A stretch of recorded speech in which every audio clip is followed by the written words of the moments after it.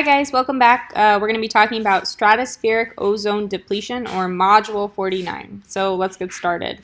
So our learning objectives after reading this module, you should be able to explain the benefits of stratospheric ozone and how it forms, describe the depletion of stratospheric ozone, and explain efforts to reduce ozone depletion. Okay.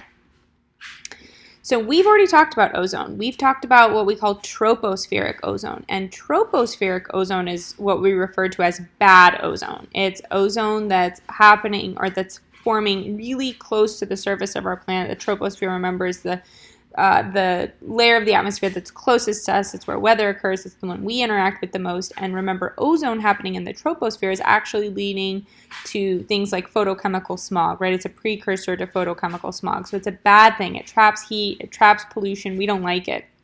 Now, stratospheric ozone is what we would call good ozone. It's incredibly beneficial to us, and we really would not be here without it.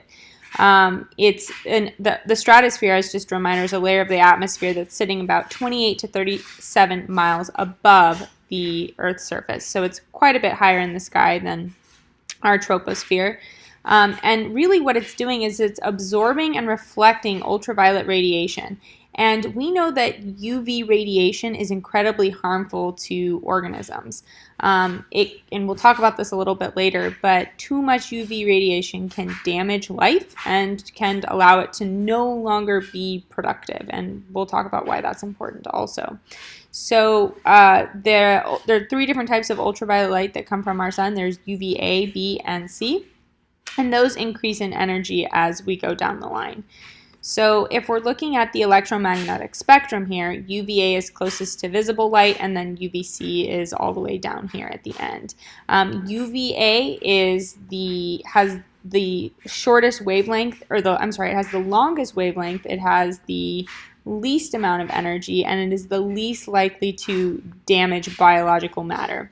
Whereas on the opposite end of the spectrum, UVC has the highest amount of energy. It has the shortest wavelength. It is most likely to cause biological damage, as is UVB. So introduction to this into biological organisms, to UVB and UVC, that's going to increase your risk of things like skin cancer, problems with your eyes, things like cataracts. It can suppress your immune system potentially if you have way too much exposure to it. It can harm the cells of plants if they're exposed to too much ultraviolet light. Plants do need light to photosynthesize, but too much of it will just burn them right up, and it will decrease productivity of that ecosystem. So we don't want that. We need plants. So UVC and UVB are really the ones that we're trying to block with the ozone layer. So how can you protect yourself against UV radiation? Because some UV radiation, despite having an ozone, does still come through. Sunscreen. Sunscreen works really well. It basically absorbs UV radiation. So in this picture, this person has put sunscreen on half their face, and you can see, looking at it using an ultraviolet light, that it actually acts as like a pretty good barrier to your skin. So it is really important to wear sunscreen, and of course it'll prevent things like wrinkles and sun damage to your face later in life. Okay, so how does stratospheric ozone form? So it's pretty simple, actually. So we have naturally abundant oxygen, or O2, sitting in our stratosphere. That naturally abundant O2 interacts with that UVC radiation. So very specifically, UVC radiation. Once those two interact, it will actually separate that O2, that diatomic oxygen, into just oxygen. So we have two single oxygens now sitting in the atmosphere. One of those free oxygen atoms is then going to interact with diatomic oxygen that's sitting in our atmosphere and form O3. And O3 is ozone. So that's how ozone is formed. It's breaking up of oxygen molecules into individual oxygens and creating O3. Now, just keep in mind, most of the oxygen in our atmosphere doesn't actually get separated by UVC. It actually remains intact. Very few diatomic oxygen molecules actually get separated. So we have this creation of O3, and then this cycle starts. So UVB and UVC can actually break up O3 can actually break up ozone. So if O3 interacts with either UVB or UVC, it will break apart that O3 and break it into O2 and oxygen. And we're left with exactly what we started with. So now we have this O2 and this free oxygen, and this free oxygen, once it interacts with UVC, or this O2, once it interacts with UVC, will form O3, and the whole cycle will continue again. So as long as we have sun, as long as we have solar radiation, we'll have access to UVB and UVC, we will always have stratospheric ozone. So this is what we would call a steady state equilibrium.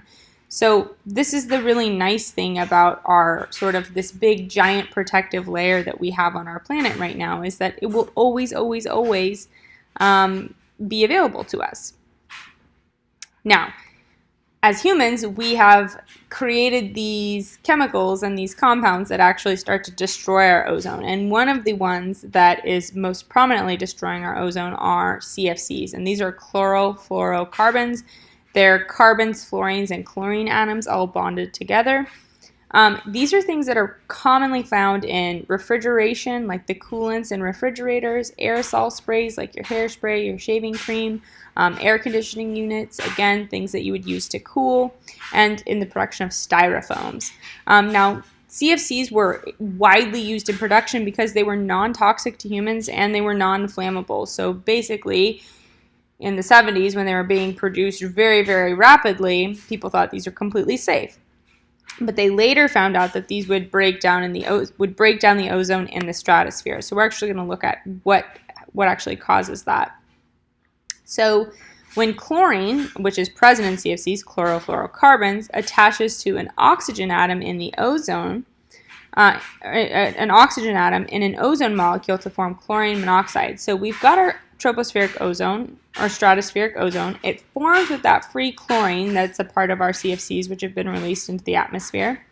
And it's going to break apart that oxygen, and you're going to get chlorine with one oxygen and O2. So we've got oxygen now, and now we've got ClO, or chlorine monoxide. So then that chlorine monoxide molecule is going to react with the free oxygen, because we have a free oxygen now sitting in our atmosphere, and that is actually going to break this chlorine monoxide apart and cause chlorine plus O2. So now we have this free chlorine who's going to go up and react with our ozone again, form more chlorine monoxide with oxygen, and the whole process will just keep going. One individual chlorine molecule can break down more than 100,000 ozone molecules. So this could go on forever and forever and forever and forever. Now, the other bad thing about CFCs is they take an incredibly long amount of time to dissipate from our atmosphere. So once they're there for the long run. So you can imagine having all of these free chlorines going around would take a toll on the creation of ozone. Once these chlorines are breaking down our ozone, we start to lose that big protective layer, that big layer of sunscreen, essentially, that's sitting on our planet. And that's a problem, because we said that, one, it causes damage to biological matter, and two, it damages the productivity of our plants. So it decreases their ability to photosynthesize, which decreases the ability for other things to survive. So we are highly dependent on the ozone. Now, you've probably heard there are holes in the ozone layer. Now, this is a little bit of a misnomer. We don't actually have holes in the ozone. We have thinning layers of the ozone. And when the ozone thins out, it loses its ability, its productivity level, essentially. It loses its ability to block as much sunlight. Now, one of the places we actually see one of the biggest holes in the ozone, or thinning in the ozone, is Antarctica. While we see it getting better, it still seasonally is one of the worst holes in the ozone that we see. And it actually sort of doesn't have to do with human introduction. It has more to do with weather patterns there. Where they see the most depletion is through August through November, which for them is their late winter through early spring, because they're in the southern hemisphere. So what's really happening there?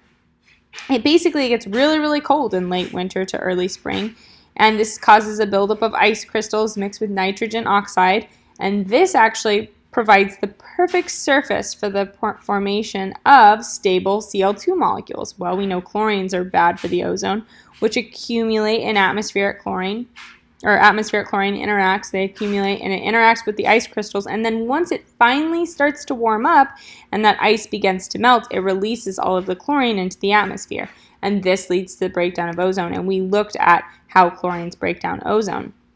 So now we have this overabundance of chlorines. Now, another thing that's playing a role in the thinning of the ozone during this time is that it's incredibly dark during polar winters.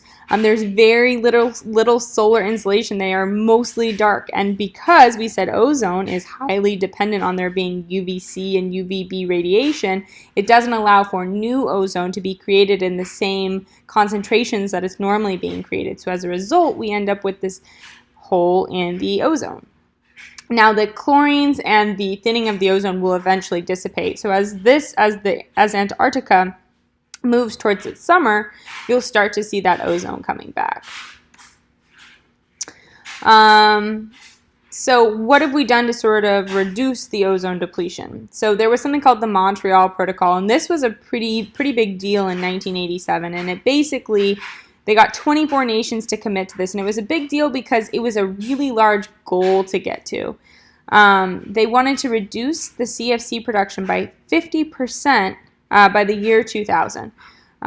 So this was massive goal in a very short period of time. It was almost 1990. It was a 10-year turnaround, and they wanted to bring it down by 50%.